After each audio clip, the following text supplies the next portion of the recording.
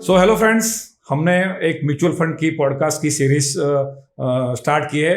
तो आज हमारे साथ सबसे बड़े जाने माने स्पीकर कृष्ण शर्मा जी है, जो पिछले 20-30 सालों से इस इंडस्ट्री में, अभी तक उन्होंने पूरे इंडिया में 4250 से भी ज़्यादा फिजिकल इवेंट पूरे इंडिया में कवर की है, 252 सिटीज़ की है और मोर देन 15 लाख इन्वेस्ट को एड्रेस किया है। उन्होंने बचत बढ़त और आपका एक सेशन सीरीज भी की है। तो आज हमारे साथ है किशन शर्मा। इवन मेरे क्लाइंटों के लिए पिछले 12 सालों में 7 से 8 इवेंट की है। So welcome to Kishan Sharma sir. नमस्कार दोस्तों, नमस्कार मुकेश भाई, बहुत बहुत शुक्रिया आपने मुझे यहाँ आने का मौका दिया और आपका हार्दिक आभार। तो सर, पहले आप बहुत सारे सेशन इंडिया में करते हैं, म्यूचुअल फंड की बात करते हैं, आनंद में भी आपने अभी 10-12 सेशन किए हुए हैं। तो सर, अभी जो इन्वेस्टर आ रहे हैं, लेकिन यही इन्वेस्टर एक लंबा विजन, लंबा गोल, मतलब आपको भी पता है एज पर एमपी डेटा के 5 साल के नीचे ही लोग अपना पैसा विड्रॉ कर लेते हैं, मतलब only 11% stay more than 5 years। तो सर, ऐसा क्यों है? आपका जो प्रश्न है वो बहुत ही निकट है मेरे जहन के। बहुत मेरे दिमाग में ये सवाल आता है कि इन्वेस्टर्स लंबा क्यों नहीं रोक पाते हैं। इसका कारण ये है कि बचपन से ही हमें बताने एक बात सिखाई गई है, कल किसने देखा। इनफैक्ट जब हम निवेश करते हैं तो कल के लिए ही करते हैं। What is investing? Investing is discounting future. और फ्यूचर के बारे में एक महत्वपूर्ण बात आपको बताता हूं। फ्यूचर की प्लानिंग प्रेजेंट में होती है, फ्यूचर की प्लानिंग फ्यूचर में नहीं होती है। निवेश की जो यात्रा है ना, इसमें आपको भूलना होगा कि कल किसने देखा। अरे निवेश कल के निर्माण के लिए ही होता है। इनफैक्ट आप आज बना ही नहीं सकते हैं। आप आज जो काम करते हैं उसका परिणाम आपको भविष्य में मिलता है। और निवेश में अगर आपको ऐसी संपत्ति बनाती हैं, ऐसी दौलत बनानी है जो आपको मुक्त करती है, मोक्ष प्रदान करती है। मोक्षदायिनी आप जानते हैं किसे कहते हैं? मोक्षदायिनी संपत्ति वो होती है जब आपकी जीवन की हर इच्छा, हर कामना पूरी हो जाती है। इतनी संपत्ति का निर्माण मुकेश भाई आप तभी कर सकते हैं जब आपको एक शक्ति प्राप्त होती है, और शक्ति को कहते हैं कंपाउंडिंग। अगर कंपाउंडिंग समझ में नहीं आई ना, तो निवेश समझ में नहीं आएगा। और कंपाउंडिंग बिना दीर्घकाल, बिना लॉन्ग टर्म की यात्रा के प्राप्त हो ही नहीं सकता है। कंपाउंडिंग भेजे में घुसती नहीं है। मुकेश भाई, अगर मैं आपसे बोलूँ ना 3 जमा 3 कितना होता है, आप बोलेंगे 6। जमा 3 कितना होता है, आप बोलेंगे 9। जमा 3 कितना हो, आप बोलेंगे 12। जमा 3 कितना होता है, आप बोलेंगे 15। आप अगर मैं +3 कहता जाऊंगा, आप मुझे जवाब देते जाएंगे। लेकिन अगर मैं आपसे कहूँगा 3 × 3 कितना होता है, × 3 कितना होता है, × 3 कितना होता है, आपकी गाड़ी अटक जाएगी। यस। ये जो ज्योमेट्रिक प्रोग्रेशन है ना, ये दिमाग में घुसता नहीं है। तो लोगों के दिमाग में घुसता नहीं है कि कंपाउंडिंग की ताकत क्या होती है, इसलिए वो लॉन्ग टर्म इन्वेस्टर नहीं बन पाते हैं। दूसरा, इन्वेस्टर हमारी जो आदत है वो प्रोग्रेशन में सोचने की है। 1 के बाद 2 आता है, 2 के बाद 3 आता है, 3 के बाद 4 आता है, 1 के बाद B आता है, B के बाद C आता है, C के बाद D आता है। एक पैटर्न ही हमें सिखाया गया है बचपन से। तो जब बाजार गिरता है ना, तो हमारा मन पैटर्न बनाता है कि अब ये गिरता रहेगा। बाजार जब बढ़ता है ना, तो हमारा मन पैटर्न बनाता है कि बढ़ता रहेगा। इसलिए जब भी किसी एसेट में मंदी आती है, आपको वहां से निकलने की इच्छा होती है। जैसे आज देखिए, सबके महल में चांदी खरीदने का है, क्योंकि चांदी पिछले 4-6 महीने से लगातार बढ़ रही है। तो आपने पैटर्न बना लिया है और आपको लगता है कि चांदी बढ़ती रहेगी। तो आज आपको इक्विटी में जाने की इच्छा नहीं होती है, आपको चांदी में जाने की इच्छा होती है। तो हमें लगता है कि जो आज हो रहा है वही होता रहेगा, जबकि ऐसा नहीं है। हर एसेट का जो परफॉर्मेंस है वो रैंडम होता है। जिसको ये मूल मंत्र समझ में आ गया, वही लॉन्ग टर्म इन्वेस्टर बनता है। पर एक दुख की बात बताऊं आपको, मुझे 32 साल यहाँ पर हो गए हैं, मैंने अपने जीवन में 2% से ज़्यादा ट्रू लॉन्ग टर्म इन्वेस्टर्स को नहीं देखा है। ओनली 2%? ओनली 2%। और जिस भी लॉन्ग टर्म इन्वेस्टर को मैंने आज तक देखा है, सभी ने संपत्ति का निर्माण किया है। ये भी एक अद्भुत बात है। ज़्यादातर शॉर्ट टर्म इन्वेस्टर्स पैसा नहीं बनाते हैं, ये आंकड़े हमारे सामने हैं। तो सर, मैं भी पिछले 18 सालों से काम कर रहा हूँ। बहुत सारे ऐसे लोगों को मैं जानता हूँ जो डिसिप्लिन से पैसा बना सकते थे। छोटी मोटी 10, 15, 20 हज़ार की ऐसे आज पोर्टफोलियो 1 करोड़ 2 करोड़ हो चुका है, लेकिन वो लोग नहीं बना पाए सर। और आज भी फाइनेंशियली प्रॉब्लम है सर। तो 12-15% रिटर्न मिलना बहुत ईजी है। हाँ। लेकिन वो रुक नहीं पाते हैं और आज उनको रिग्रेट होता है कि काश हमने 10 साल पहले, 15 साल पहले एक 10-15 हज़ार का भी SIP कर दिया होता तो आज बड़ा पैसा बन जाता। लेकिन सर, ये हम जो इतना इजीली बात, और ये हमने बहुत सारे क्लाइंट को बार ये बात बताई हुई है, लेकिन वो नहीं कर पाते सर। बात सही है मुकेश भाई आपकी। इस पे मैंने बहुत विचार किया है, बहुत शोध भी किया है। मुझे एक बात समझ में आई है। मुझे समझ में यह आई है कि लोग शॉर्ट टर्म और लॉन्ग टर्म में भेद नहीं कर पाते हैं। शॉर्ट टर्म किसे कहते हैं और लॉन्ग टर्म किसे कहते हैं। इनफैक्ट जो लॉन्ग टर्म है ना, वो शॉर्ट टर्म से गुजर के ही आता है। अगर आपको 1 साल देखना है तो 12 महीने देखने होंगे। 12 महीने देखने के लिए हर महीना देखना होगा। हर महीना देखने के लिए 4 सप्ताह देखने होंगे। 4 सप्ताह देखने के लिए हर सप्ताह देखना होगा। हर सप्ताह देखने के लिए 7 दिन देखने होंगे। 7 दिन तब बीतेंगे जब 1 दिन बीतेगा। 1 दिन तब बीतेगा जब 24 घंटे बीतेंगे। 24 घंटे तब बीतेंगे जब 1 घंटा बीतेगा। 1 घंटा तब बीतेगा जब 60 मिनट बीतेंगे। 1 मिनट तब बीतेगा जब 60 सेकंड बीतेंगे। तो हमें क्या बात समझ में आई? जो व्यक्ति 1 सेकंड जिंदा रहता है वही 1 साल की यात्रा पूरी करता है। तो अगर आपको लॉन्ग टर्म देखना है ना, तो आपको हर शॉर्ट टर्म, हर दिन आपको प्रोटेक्ट करना है। आप जब हर दिन की व्यवस्था नहीं करते हैं तब आप लॉन्ग टर्म नहीं देख पाते हैं और आपकी यात्रा बीच में टूट जाती है। तो लॉन्ग टर्म के लिए आपको शॉर्ट टर्म को प्रोटेक्ट करना है। आपको सही इंश्योरेंस लेना है। आपको टर्म इंश्योरेंस लेना है। आपको हेल्थ इंश्योरेंस लेना है। आपको लिक्विड फंड्स लेने हैं। आपको इमरजेंसी फंड्स लेने हैं। आपको शॉर्ट टर्म डेट फंड्स लेने हैं। आपको बॉन्ड फंड्स लेने हैं। आपको हाइब्रिड फंड्स लेने हैं। हर दिन की व्यवस्था करनी है, क्योंकि बाजार ऊपर नीचे होता है। अगर आपने बाजार ऊपर नीचे होने की परवाह नहीं की और शॉर्ट टर्म को प्रोटेक्ट नहीं किया तो बाजार के गिरते ही मन में भय बैठता है, अरे मेरे पैसे कम हो रहे हैं, कल मुझे पैसे की जरूरत हुई तो मैं क्या करूंगा, और घबरा के वो यात्रा छोड़ देते हैं।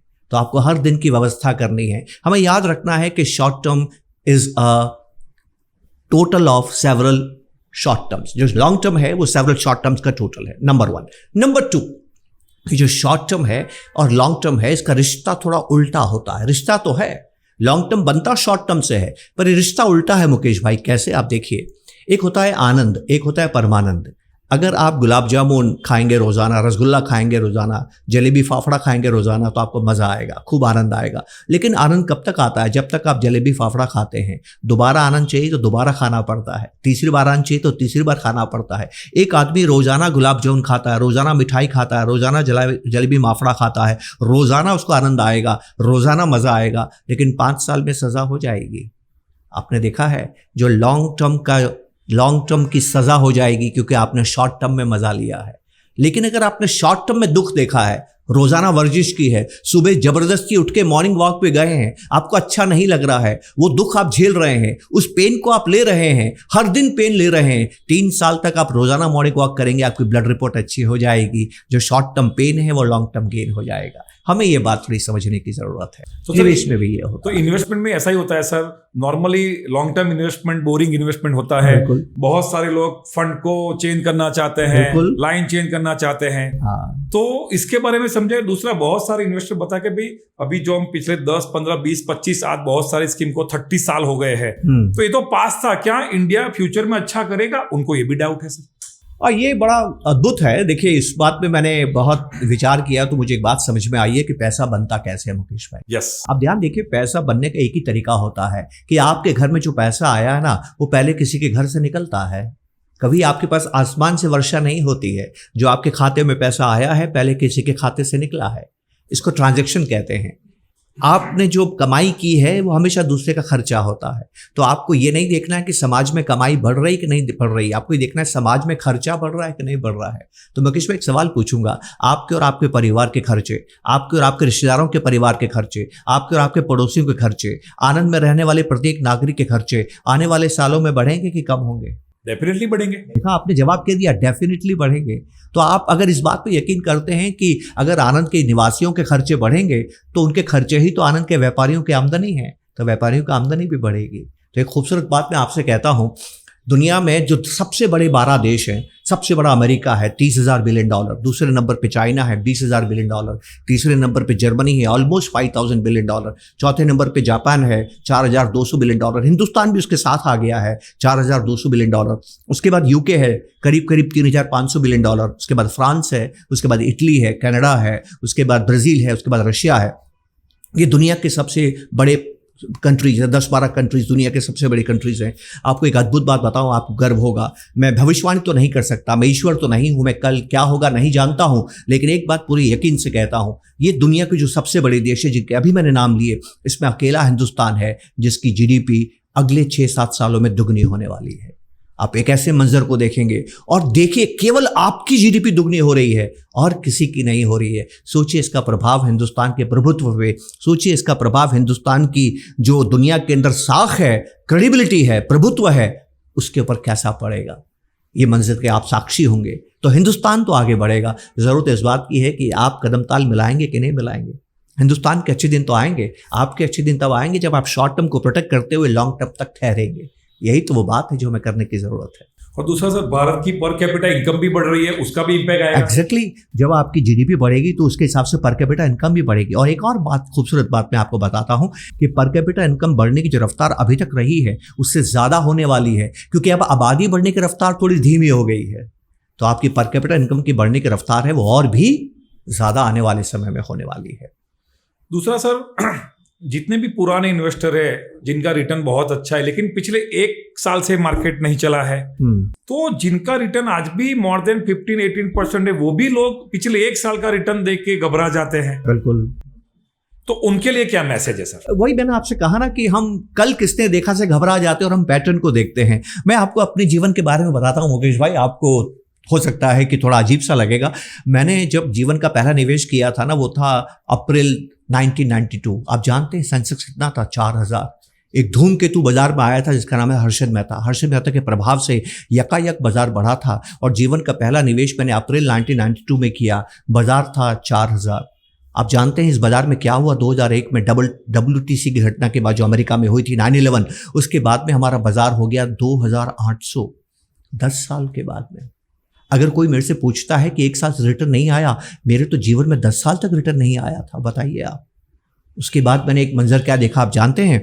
जनवरी 2008 में बाजार 21,000 था, गिरा कि ऐसा गिरा कि मार्च 2009 में वो 9,000 के अंदर आ गया। 21,000 से 9,000 और वापस 21,000 जाने में 2014 6 साल लगे।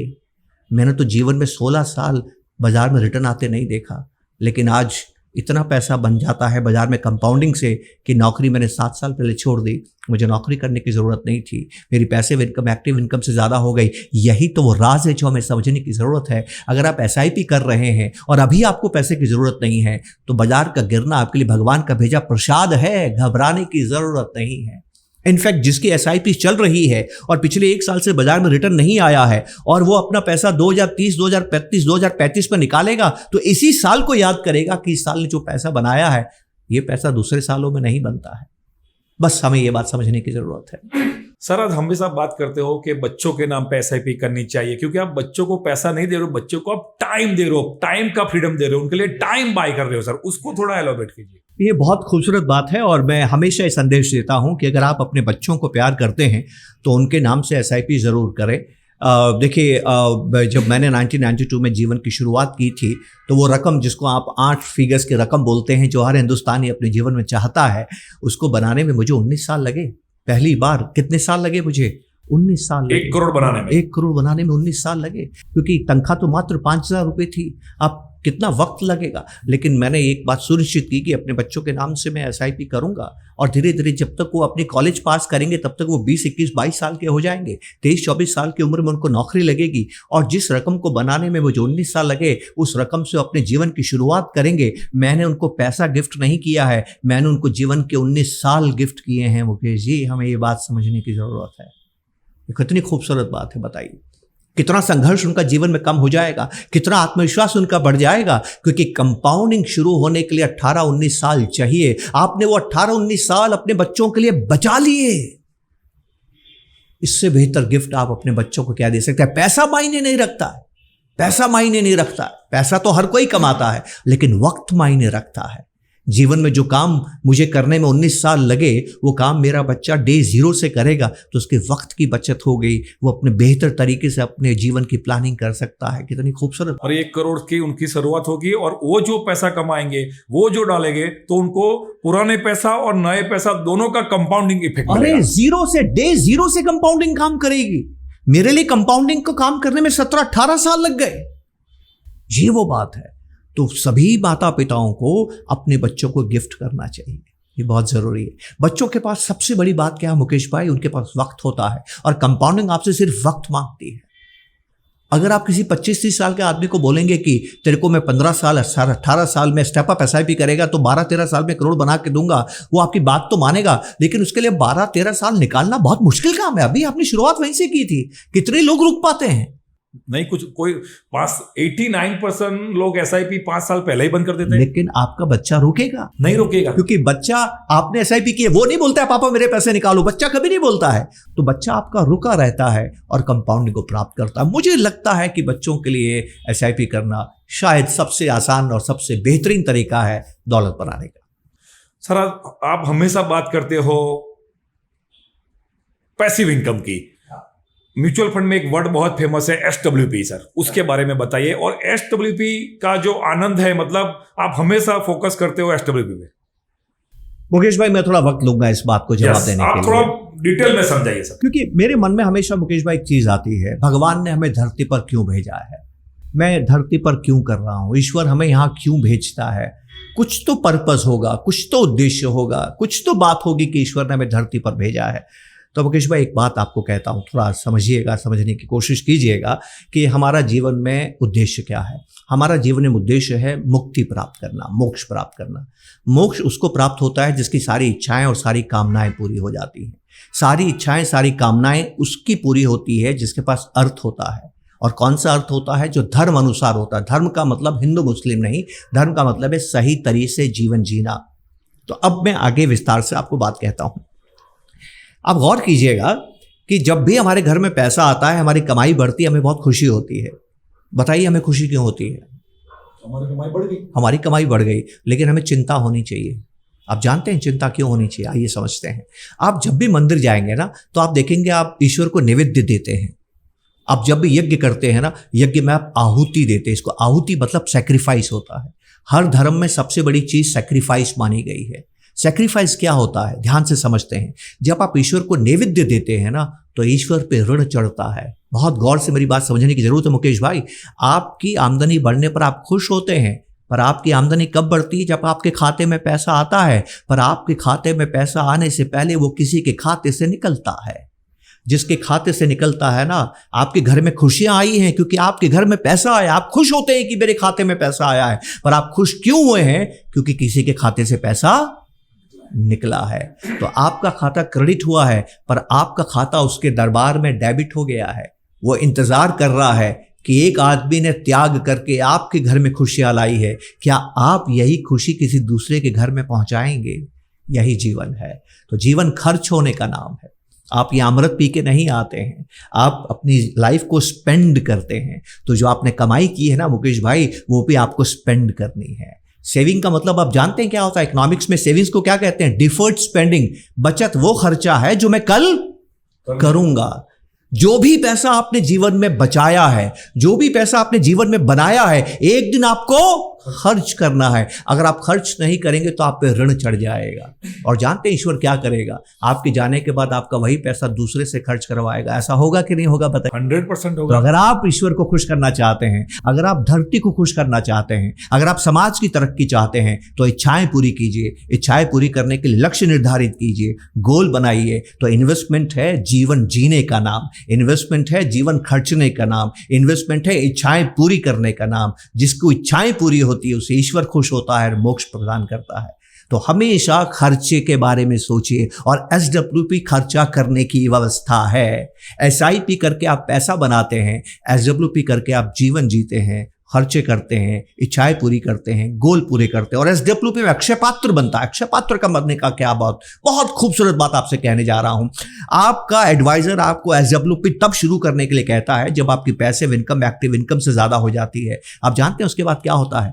SWP करके आप खर्चे करते रहते हैं, सालों साल आप खर्चे करते रहते हैं, फिर भी आपके अकाउंट का बैलेंस बढ़ता रहता है। तो आपको दोनों चीजें प्राप्त हो रही है SWP से। आपका पैसा भी बढ़ रहा है, आप खर्चा करके दुनिया का भला भी कर रहे हैं, खुद की इच्छाएं भी पूरी कर रहे हैं और मोक्ष भी प्राप्त कर रहे हैं। तो SWP अपने आप में संपूर्ण जीवन जीने का सबसे बेहतरीन तरीका है। ये हमें समझने की जरूरत है। दूसरा सर, अभी आपने बहुत सारे वेबिनार किए अमृत काल के बारे में। अभी भारत को 2047 में 100 साल हो जाएंगे, तो थोड़ा अमृत काल के बारे में बताइए कि इंडिया में अगले 23 सालों में क्या होने वाला है सर, और ये जो हमारा इकोनॉमी है कितना ग्रो होने वाला है?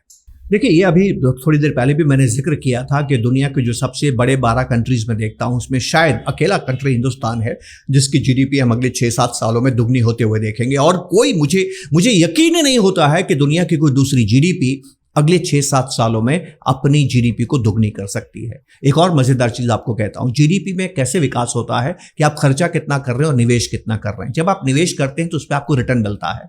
तो ऐसे ही हिंदुस्तान भी निवेश करता है, जिसको इकोनॉमिक्स में हम कैपिटल फॉर्मेशन कहते हैं। तो आपने कितने रुपए का इन्वेस्ट किया और कितने रुपए से आपकी जीडीपी बढ़ी, इसको बोलते हैं इनपुट कितना है और आउटपुट कितना है, इंक्रीमेंटल इनपुट आउटपुट रेशियो। तो इस वक्त चाइना अगर 1 रुपए से अपनी जीडीपी बढ़ाता है मुकेश भाई, तो उसको 8 रुपए का इन्वेस्टमेंट करना पड़ता है। हिंदुस्तान 10 साल पहले अगर 1 रुपए से अपनी जीडीपी बढ़ाता था तो 5.5 रुपए का इन्वेस्टमेंट करना पड़ता था, पर आज हिंदुस्तान 4 रुपए का इन्वेस्टमेंट करके अपनी जीडीपी को 1 रुपए से बढ़ाता है। हिंदुस्तान का जो कैपिटल एफिशिएंसी है, हिंदुस्तान की जो प्रोडक्टिविटी है, वो भी बढ़ रही है। और बाकी जितने देश हैं उनकी प्रोडक्टिविटी कम हो रही है। मतलब ज्यादा जीडीपी ग्रोथ रेट के लिए उनको ज्यादा इन्वेस्टमेंट करना पड़ेगा, और हमारा इन्वेस्टमेंट कम करके भी हम जीडीपी को ज्यादा बढ़ा सकते हैं। नंबर 1। नंबर 2, हिंदुस्तान तब ग्रोथ कर रहा है जब दुनिया की ग्रोथ धीमी पड़ रही है। चाइना की ग्रोथ धीमी हो रही है, यूरोप की ग्रोथ तो खत्म हो चुकी है, जापान की ग्रोथ एकदम खत्म हो चुकी है। तो वहां की पूंजी भी हिंदुस्तान में आएगी क्योंकि ग्रोथ हमारे पास में है। तो हिंदुस्तान तब इंजन बन रहा है जब दुनिया आगे नहीं बढ़ रही है। तो मेरा मन ये कहता है, मेरी समझ ये कहती है, मेरा अनुभव ये कहता है कि जैसे पिछले 30 सालों में चाइना दुनिया का इंजन था, उसके पहले अमेरिका दुनिया का इंजन था, वैसे हिंदुस्तान अब दुनिया का जीडीपी आगे बढ़ाने का इंजन बनेगा। उससे हिंदुस्तान की जरूरत दुनिया को बढ़ेगी। तीसरी चीज, हिंदुस्तान एक्सपोर्ट में बड़ा नाम नहीं कमा पाया है, हिंदुस्तान इंपोर्ट ज्यादा करता है। और जब दुनिया में ग्रोथ कम होगी तो इंपोर्ट की चीजें सस्ती होंगी, और जब वो सस्ती होंगी तो हिंदुस्तान को फायदा होगा। चौथी चीज बहुत इंपॉर्टेंट बताता हूं, 1958 में जब मेरे पिता ने काम करना शुरू किया, वो घर में अकेले कमाने वाले थे और 8 खाने वाले थे। 92 में जब मैंने काम करना शुरू किया तो मेरे घर में 5 खाने वाले थे और मैं और मेरे पिता 2 कमाने वाले थे। आज से कुछ साल पहले मेरे घर के अंदर हम 4 लोग थे। हम 4 में मेरी पत्नी और मैं और मेरे 2 बच्चे, हम 4 खाने वाले थे और मैं और मेरी पत्नी 2 कमाने वाले थे। आज मेरे घर के अंदर हम 4 लोग हैं, 4 में से 3 कमाने वाले हैं।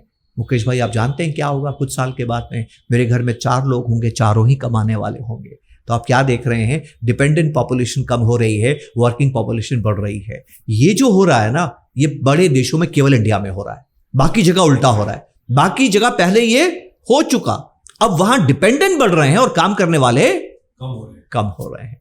तो ये सारी चीजें मिलके हिंदुस्तान को इस वक्त दुनिया में फास्टेस्ट ग्रोइंग मेजर इकोनॉमी बना रहे हैं। और मेरा ये दृढ़ विश्वास है कि Hindustan is perhaps one of the finest wealth creation destination. Hindustan में रह के अगर आपने दौलत नहीं बनाई तो फिर आपकी गलती है, हिंदुस्तान की नहीं है। सर, आप 35 सालों से म्यूचुअल फंड इंडस्ट्री में है। एचडीएफसी में आपको 30 साल हो गए। आपने खुद का इन्वेस्टमेंट 1990 शुरू किया था।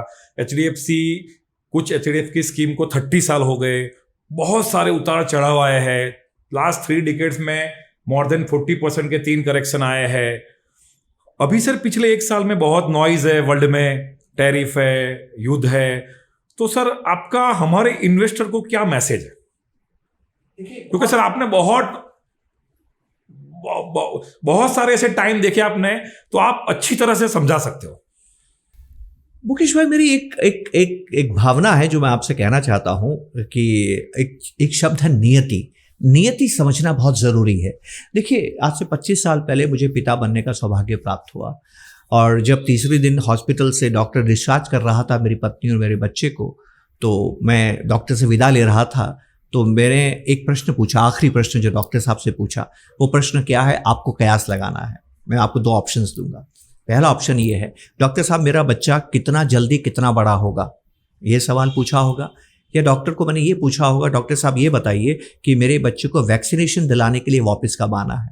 मैंने कौन सा सवाल पूछा होगा? सेकंड वाला, वैक्सीनेशन वाला। क्यों? क्योंकि वो पहली जरूरियात है। क्योंकि बच्चे तो बड़े होते हैं। जो बच्चा पैदा हुआ है वो बड़ा होता है, वो नियति है। तो मुकेश भाई, आप जब से आनंद में आए हैं, जब से शहर में रह रहे हैं, आनंद में किसी व्यापारी को ज़्यादा फायदा हुआ होगा, किसी व्यापारी को कम फायदा हुआ होगा, कोई व्यापारी शायद दिवालिया भी हो गया होगा, कोई व्यापारी नुकसान में गया होगा, पर व्यापार ऐसे समूह आनंद में आपने बढ़ते देखा है कि कम होते देखा है? बढ़ते देखा है। एक्जेक्टली। तो जो रिटर्न है, जो ग्रोथ है, वो गिवन है, वो नियति है। तो आप डॉक्टर से ये नहीं पूछते मेरा बच्चा बड़ा होगा कि नहीं होगा, वो गिवन है। आप बच्चे के बड़ा होने में जो बाधाएं हैं उससे बच्चे को बचाने की कोशिश करते हैं। तो एक पिता के रूप में मेरी दायित्व क्या है, मेरी रिस्पॉन्सिबिलिटी क्या है, मेरी जिम्मेदारी क्या है कि बच्चे के बड़े होने में रिस्क नहीं आना चाहिए। इन्वेस्टमेंट में भी आपको रिस्क मैनेज करना है, रिटर्न की चिंता नहीं करनी है। हमारी सारी समस्या इसलिए है कि अब रिटर्न की दिन रात चिंता करते हैं, रिटर्न आएगा कि नहीं आएगा, रिटर्न आएगा कि नहीं आएगा। अगर आप दिन रात चिंता करेंगे ना मेरा बच्चा बड़ा होगा कि नहीं होगा, तो आप पागल हो जाएंगे। आप रिटर्न की चिंता नहीं करते हैं, आप पिता के रूप में ईश्वर से प्रार्थना करते हैं कि मुझे इतनी शक्ति दो कि बच्चे को मैं कोई तकलीफ नहीं आने दूं। इन्वेस्टमेंट में रिस्क मैनेज कीजिए, रिटर्न आपको अपने आप मिल जाएगा। हमें ये बात समझने की जरूरत है। सर आपने बोला कि आपको रिटर्न की चिंता नहीं करनी है, तो आपको भी पता है कि भाई जिन फंडों को 25 साल 30 साल हो चुके हैं उनका रिटर्न आज 20% प्लस है। उस टाइम पे ऐसा किसी ने सोचा नहीं था। और आज भी देखो 10,000 की SIP की वैल्यू 22 करोड़ 25 करोड़ है। तो जिन्होंने टाइम दिया उनका पैसा बना है। लेकिन ऑलवेज इन्वेस्टर क्या सोचता है सर, रिटर्न पे फोकस करते हैं, टाइम पे कोई फोकस करता ही नहीं है सर। अब एक बहुत खूबसूरत चीज बताता हूं। देखिए हम लोग इस स्टूडियो में आपके ऑफिस से आए हैं, तो जब आपकी गाड़ी में हम लोग आए तो गाड़ी आप ड्राइव कर रहे थे। जब आप गाड़ी में बैठे आपने क्या सोचा था, गाड़ी कौन सी स्पीड पे चलाऊंगा कि स्टूडियो में जाना है, क्या सोचा था? पहला टारगेट था स्टूडियो में पहुंचना है। आपने ये थोड़ी सोचा कौन सी स्पीड में गाड़ी चलाऊंगा, क्योंकि स्पीड आप पे नियंत्रण नहीं है, कहाँ पहुंचना है। इन्वेस्टमेंट में हम उल्टा करते हैं, हम कागज पे ये नहीं लिखते हैं पैसा कितना बनाना है, हम ये लिखते हैं रिटर्न कितना आ रहा है। जैसे आप गाड़ी चलाते हैं ना, वैसे इन्वेस्टमेंट कीजिए, तय कीजिए कि मुझे कितना पैसा बनाना है और वहां तक वेट कीजिए। जो भी ये वीडियो सुन रहा है, एक सवाल पूछता हूं, ईमानदारी से अपने आप को जवाब दीजिएगा कि जब आपने इन्वेस्टमेंट शुरू किया कभी कागज पे लिखा कि मुझे कितना पैसा बनाना है? अरे जब आपने इमेजिन ही नहीं किया कितना पैसा बनाना है तो बनेगा कैसे? पहले आप इमेजिन करते हैं कि मुझे ये करना है, पहले आप इमेजिन करते हैं कि मुझे बंगला बनाना है। बंगला बनाने से पहले आप बंगले का नक्शा बनाते हैं कि बंगला पहले बनता है? बताइए आप। पहले आप ख्वाब देखते हैं, पहले आप सपना देखते हैं, पहले आप नक्शा बनाते हैं, तब आपका बंगला बनता है। आपको इन्वेस्टमेंट में भी एक ही काम करना है कि मुझे कितना पैसा बनाने की ज़रूरत है। रिटर्न तो रोज़ाना ऊपर नीचे होगा, कभी ज़्यादा होगा, कभी कम होगा, कभी बहुत ज़्यादा होगा, कभी नेगेटिव होगा। रिटर्न कभी भी एक जैसा नहीं रहेगा। जैसे आपकी कार की स्पीड है, तो जब आपके ऑफिस से निकले थे आपने चिंता नहीं की थी मेरी गाड़ी कौन सी स्पीड पर चलेगी, आपने सिर्फ ये चिंता की थी कि मुझे स्टूडियो पहुँचना है। बस ये इन्वेस्टमेंट में हमको करना है। सही बात है। तो बहुत सारे इन्वेस्टर मुझे पूछते हैं कि सर मेरा 1 साल का रिटर्न नेगेटिव है, क्या करना चाहिए? तो मैंने उनको बोला सर अगर आपका ये प्लस भी होगा तो आप क्या करते? तो बोलते हम कुछ नहीं करते। तो मैं यही बोलता हूँ सर आपको अभी भी कुछ नहीं करना है, क्योंकि आपने पैसा 1 या 2 साल के लिए नहीं इन्वेस्टमेंट किया है, क्योंकि आपने 5, 10, 15, 20 साल के लिए रिटायरमेंट के लिए, बच्चों के एजुकेशन में पैसा इन्वेस्टमेंट किया है। तो टाइम देना बहुत इंपॉर्टेंट है। इक्विटी म्यूचुअल फंड में सर पिछले 18 सालों से काम कर रहा हूं सर। जिन्होंने टाइम दिया है आज उनका वेल्थ बहुत बन चुका है सर। और जिन लोगों ने रिटर्न को चेस करने के बाद पैसा निकाल दिया था, वो लोग पैसा आज भी नहीं बना पाए सर। देखिए बहुत सीधी सी आपको मैं बात बताता हूँ और कुछ करने की जरूरत नहीं है आपको। कागज पर लिखिए 2 सवाल। क्या बाजार ऊपर नीचे होता है? जवाब क्या होगा? हाँ, वो तो सर जब इन्वेस्टर पैसा इन्वेस्ट करते हैं तभी भी उनको मालूम ही होता है कि equity market up and down तो होने ही वाला है। तो कागज पे लिखिए क्या बाजार ऊपर नीचे होता है? आपका जवाब क्या है? हाँ। क्या बाजार कभी भी गिर सकता है? आपका जवाब क्या होगा? हाँ। तो जब भी ये दोनों बातें होती चिंता नहीं करने की, आप पहले से ही जानते कि नहीं जानते? यस। तो इंसान की प्रॉब्लम क्या मुकेश भाई, मैं आपको बताता हूँ। किसी भी सड़क चलते इंसान से पूछिए गाड़ी चलाते समय मोबाइल पे बात करनी चाहिए कि नहीं करनी चाहिए, वो क्या जवाब देगा? नहीं करनी चाहिए। अब वो करता है कि नहीं करता? करता है। देखा आपने? तो इंसान जानता है कि क्या करना चाहिए पर वो करता नहीं है। इन्वेस्टमेंट में भी आप यही करते हैं। आप पहले से ही जानते हैं कि बाजार ऊपर नीचे होता है, आप पहले से ही जानते हैं बाजार कभी भी गिर सकता है, घबराना नहीं है। एक लॉन्ग टर्म इन्वेस्टर के लिए बाजार गिरना तो भगवान का प्रसाद है, गिरने की बात नहीं है, खुश होना चाहिए। लॉन्ग टर्म इन्वेस्टर कभी बाजार के गिरने से परेशान नहीं होता है, क्योंकि उसने पहले ही शॉर्ट टर्म को प्रोटेक्ट किया हुआ है, पहले से ही एसेट एलोकेशन किया हुआ है, वो पहले से ही जानता था कि बाजार गिरेगा, उसने पहले से तैयारी की हुई है, तो वो ज़्यादा लाभ कमाता है। एक अच्छा इन्वेस्टर बाजार गिरने से कभी घबराता नहीं है, वो हमेशा तैयारी करके रखता है। So sir thank you very much for valuable time. तो फ्रेंड्स, किशन शर्मा जी जो खुद 92 से खुद का इन्वेस्टमेंट किया है, आज रिटायर हो चुके हैं, अर्ली रिटायरमेंट ले लिया है क्योंकि वेल्थ बना दी है। तो सर टाइम देना है और एसेट एलोकेशन करना है और अपने जो गोल, जिस पर्पस के लिए इन्वेस्टमेंट किया है उसको फॉलो करना है, डेफिनेटली वेल्थ बनेगा। क्योंकि इंडिया अगला वेल्थ क्रिएट इंडिया में जो होने वाला है वो म्यूचुअल फंड से होने वाला है। Thank you very much sir. नमस्कार, बहुत बहुत शुक्रिया मुकेश जी मौका देने के लिए। Thank you. Thank you. जय हिंद। नमस्कार।